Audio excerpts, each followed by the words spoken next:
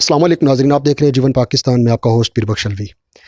नाज़रीन, पाकिस्तान के हालात और ख़बरें रोज़ आप सुनते हैं, मामलात इस तरह के आप लोग रोज़ देखते ही हैं कि जो महंगाई के हालात हैं, जो परेशानी है और जिस तरह से लोग गुर्बत के मारे और महंगाई के मारे तरह तरह के मामलात कर रहे हैं, लोगों को परेशान करने के लिए कहीं डकैतियाँ हो रही हैं, तो कहीं पैसों के लेन देन में कत्ल गारत के मामलात हो रहे हैं। कुछ दिन पहले आपने देखा होगा, हमने एक जनाजा कवर किया था, तो वो भाई भी इसी तरह किसी पैसे के लेन देन के मामले में गए थे, किसी का जिरगा मतलब उनका फ़ैसला करने गए, तो उस फ़ैसले के अंदर उन किसी न किसी बंदे की बात की ज़द में आके उनको कत्ल कर दिया गया। तो इसी तरह का एक वाक़या आज हमने हमारे इस इलाके के अंदर, कैपिटल गार्डन है हमारे करीब ही है इस्लामाबाद के अंदर, तो इस कैपिटल गार्डन के अंदर यहाँ पर एक ऐसा वक़ुआ हमें देखने को मिला है कि जिसने बहुत ज़्यादा परेशान कर दिया। ये बात हमने जब सुनी है तो इसलिए हमने कहा कि ये आप तक पहुँचाएँ कि ये सारी चीज़ें देखने के बाद पता चलता है कि ये गुर्बत की वजह से सब कुछ हो रहा है, या तो कुछ लोग ऐसे हैं कि जो भूख की वजह से इस तरह कर रहे हैं, और जिनके साथ कर रहे हैं वो पहले से गरीब हैं, उनके साथ भी जुल्म कर रहे हैं ये लोग। तो यहाँ पर हमारे करीब में ये एक भरा हुआ घर रातों रात एक शख्स खाली करके और यहाँ से फ़रार हो गया। तो उसके बारे में मालूमात लेते हैं भाई से, जिनका घर है, जिनके यहाँ पर चोरी हुई है, सामान चोरी करके चोर यहाँ से चले गए। मज़ीद सारी तफसील मालूमात भाई से लेते हैं। अस्सलाम वालेकुम भाई।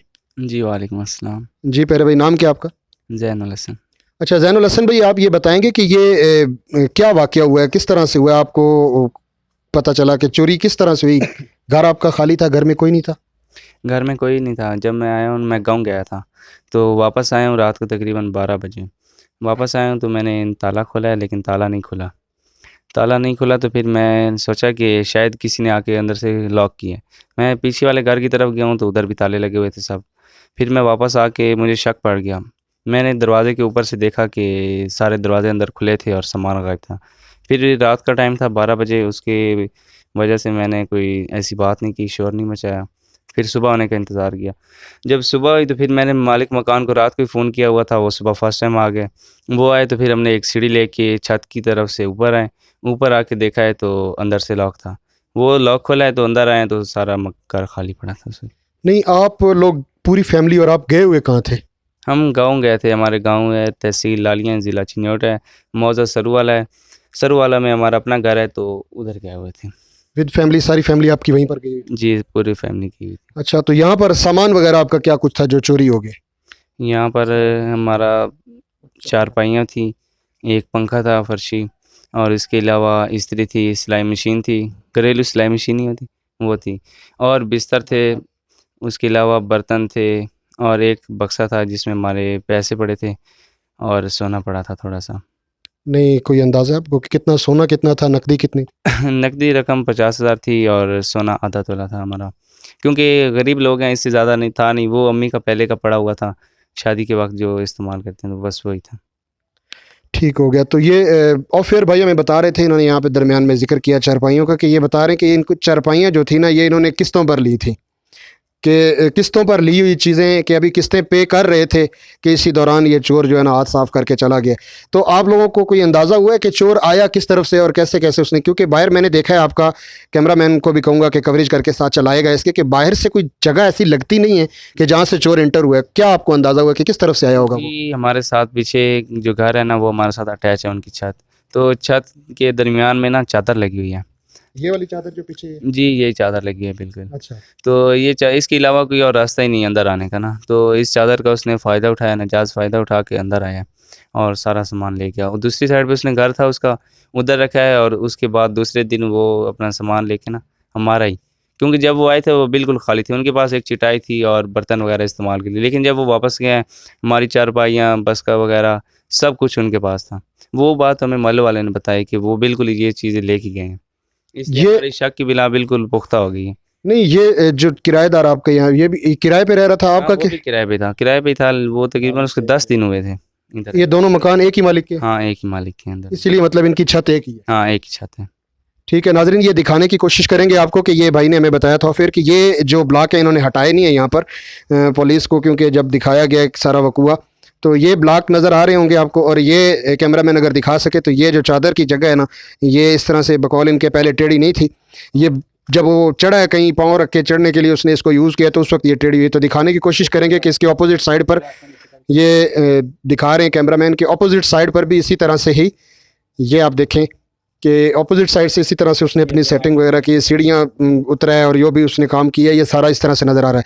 अब हम चलते हैं नीचे, आपको दिखाते हैं कि बाहर की साइड से इस घर के दोनों तरफ में इतनी ऊंची दीवारें हैं कि कहीं से भी चोर के गुजरने की कोई जगह नज़र नहीं आती है हमें, कि इजीली कोई भी बंदा सीढ़ी लगाकर भी, जितनी ज़मीन नीचे है ना, यहाँ गहराई है, उस गहराई को देख के आप अंदाज़ा लगा लेंगे कि डबल स्टोरी के ऊपर ये पहुंचा हुआ है, यानी कि अभी इसके ऊपर अगर छत डाली जाए तो ये मकान मुकम्मल है डबल स्टोरी का। तो इतनी गहराई वाले जगह के ऊपर से कोई भी बंदा इजीली, ये कैमरामैन से मैं कहूँगा कि ये सामने से अगर फ्रंट से आपको गली दिखा सके कि इस गली में ऐसी जगह बिल्कुल भी आपको नज़र नहीं आएगी कि जहाँ से इजीली इसके ऊपर चढ़ा जा सके। ये गली की नीचे आपको जगह दिखा रहे हैं हम कि ये बिल्कुल नीचे ये जगह है, ये सामने गली है और कोई स्पोर्ट नहीं है करीब ऐसी कि जिस स्पोर्ट के ज़रिए से ऊपर चढ़ा जा सके, ऐसी कोई जगह आपको यहाँ पर नज़र नहीं आएगी। और इसी तरह से ये बैक साइड से भी आपको नीचे जाके दिखाते हैं कि वहाँ भी ऐसी कोई जगह नहीं है। और मज़े की बात ये बता रहे हैं भाई कि उनका सामान जो मालिक मकान का पड़ा हुआ है, ये साइकिल पड़ी हुई है और कुछ सामान ये अंदर आपको दिखाते हैं कि ये, क्योंकि शीशा काफ़ी कॉस्टली होता है और ये शीशा पड़ा हुआ है यहाँ पर और कुछ चीज़ें पड़ी हुई हैं। ये जो मालिक मकान का सामान पड़ा हुआ है, कोई चीज़ उसने नहीं छेड़ी है, जो इनका सामान था वही उसने उठाया है। और क्या कह रहे हैं भाई, क्या क्या चीज़ें, जो बैठने वाले जिनको मूड़ा कहते हैं या बिंडा कहते हैं, वो तक भी नहीं छोड़े, हर एक चीज़ उसने साफ़ कर दी, मतलब पूरा का पूरा घर साफ़ करके चला गया। वो नीचे से हम वीडियो बनाते हैं और वो नीचे साथ आपको चलाएंगे, दिखाएंगे आपको। ये रास्ता आपको दिखाते हैं कि ये नीचे मकान की तरफ जाने के लिए जो सीढ़ियों का रास्ता है, जो हम अंदाज़ा लगा सकते हैं कि ये यूज़ किया गया ऊपर से नीचे आने के लिए। और ये भाई बता रहे हैं कि ये घर भरा हुआ था, चारपाइयाँ प्रॉपर, जिस तरह एक रिहाइश के लिए सामान होता है, हर चीज़ मौजूद थी यहाँ पर। लेकिन इस वक्त ये देखें, मेरे ख्याल में शायद उसको ये खोलने में आजमाइश होगी या उठाने में, तो इसको नहीं उठा सका होगा वो। ये कुछ थोड़ा बहुत सामान, ये चीज़ें यहाँ पर पड़ी हैं। इसके अलावा जो कुछ भी था, टेलीविज़न था या कोई इसके अलावा बैठने वाली चीज़ें, मूड़ा था, वॉशिंग मशीन कपड़े धोने के लिए, और यहाँ तक भाई बता रहे हैं किचन का भी कोई सामान नहीं छोड़ा है, किचन का सारा सामान उठा के ले गया वो।